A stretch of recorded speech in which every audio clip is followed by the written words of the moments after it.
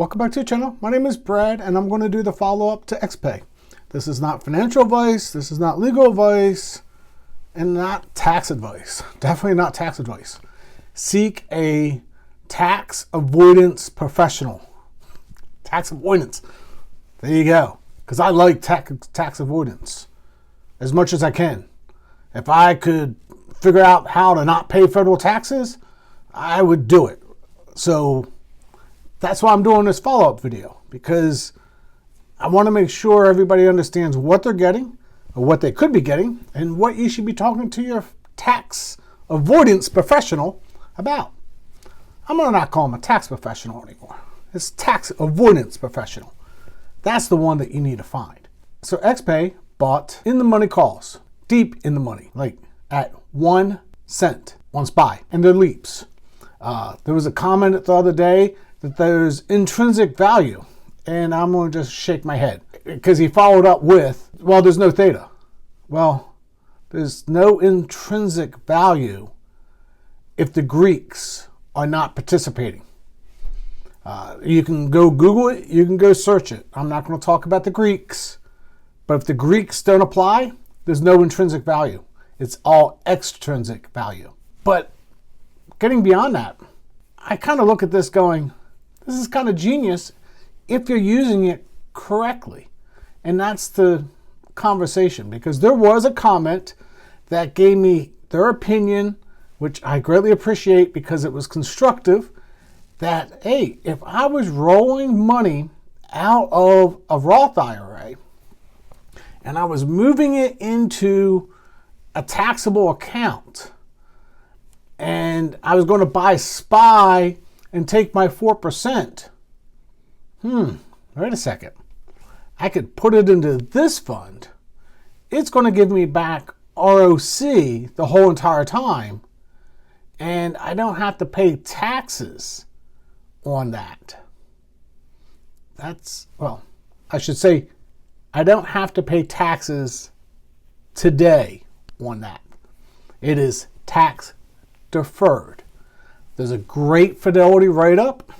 Link will be in the pinned comment on this. So what happens on this is if it's at $10 and they give you $1 back on ROC, your now cost basis is $9. So when you go to sell it and you sell it at 10, so there's no profit until they go, wait a second, Mr. Tax Avoidance person, you took ROC. So now your cost basis is 9. You owe taxes on that $1. But it only counts if you sell it. The second one is if you're taking RMDs, and those are the mandatory things that happen when you get really old. Sorry to my viewers that might be at that RMD age. This could be another tax avoidance conversation.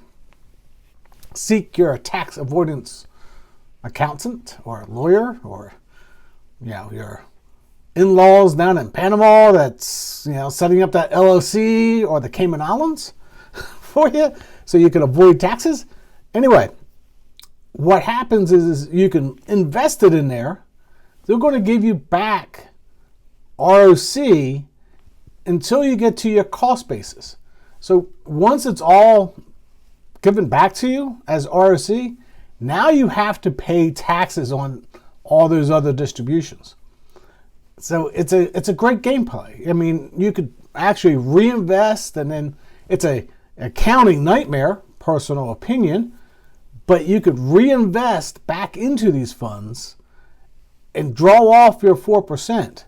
The problem is if you're already in a taxable account and you sell SPY to move it over here, then you're going to have to pay taxes on selling the SPY to move it. So want to seek that tax avoidance person again. But there's a great use case, and I just thought I'd throw it out. If you're moving funds from one point of like a Roth and you're taking it traditional and you just want to use that 4% or 6% rule, I mean, I use 8. I mean, Dave Ramsey uses 8. Here's a tax efficient way if you seek your tax avoidance lawyer on how to do it, because you can get ROC. So there is a good use case. It's a small use case, but it's a good use case. Now, there's no other, they're not making any income. It's literally, they're not making any income. There's no other short calls. There's nothing else there to make any other income. At least XDTE is giving you some alpha.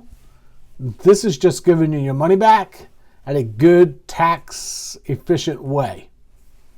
Hopefully that answers any questions, and I was kind of right, and I didn't even think about the tax avoidance. Well, I kind of did, the tax avoidance, but it's really good for if you had a Roth, because you're getting that money tax-free, and you want to put it in something and just live off of it, and you don't want to get involved in like a NEOS fund or somebody that's tax efficient, then I can see somebody doing this. Until next time, God bless.